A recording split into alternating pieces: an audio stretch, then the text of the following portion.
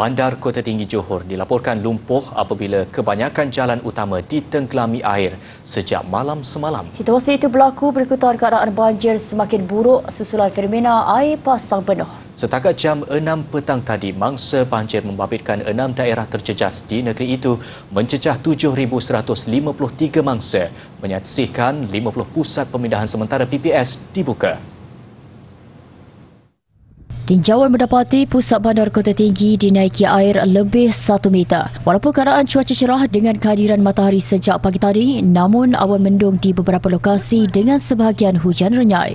Manakala sebanyak 3 sekolah di Johor Bahru ditutup bermula hari ini akibat banjir. Ia adalah Sekolah Kebangsaan Kampung Maju Jaya, Sekolah Kebangsaan Bukit Mutiara dan Sekolah Kebangsaan Sungai Tiram. Dalam pada itu, menurut portal info bencana Jabatan Kebajikan Masyarakat JKM, daerah Kota Tinggi paling teruk terjejas diikuti Keluang dan Johor Bahru. Selain itu, turut dilanda banjir daerah Segamat, Kulai dan Pontian. Met Malaysia mengeluarkan amaran tahap kuning iaitu hujan lebat berterusan dijangka berlaku di Keluang, Mersing, Kota Tinggi dan Johor Bahru sehingga esok.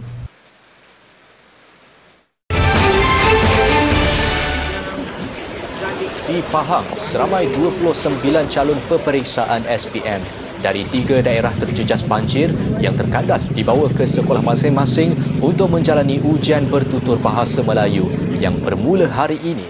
2 calon dari Sekolah Menengah Kebangsaan Rompin, 17 calon dari Sekolah Menengah Kebangsaan Muazzam Jaya, 3 calon dari Sekolah Menengah Kebangsaan Chini Timur dan 7 calon dari Sekolah Menengah Kebangsaan Marandua.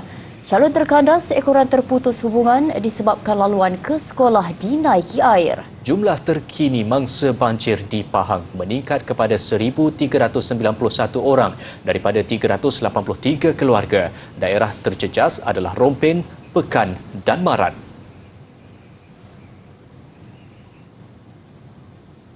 Jabatan Pendidikan Negeri Terengganu akan mengaktifkan op payung jika berlaku banjir pada musim peperiksaan termasuk sijil pelajaran Malaysia SPM. Operasi itu akan digerakkan dengan bantuan pelbagai pihak termasuk anggota keselamatan sekiranya berlaku 3 situasi yang mengancam perjalanan peperiksaan.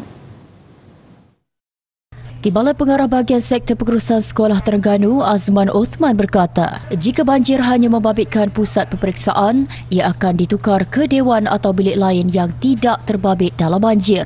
Manakala jika banjir hanya menjejaskan jalan menuju ke pusat peperiksaan, calon diarah menumpang di rumah saudara mara yang berdekatan sekolah atau ditempatkan di asrama.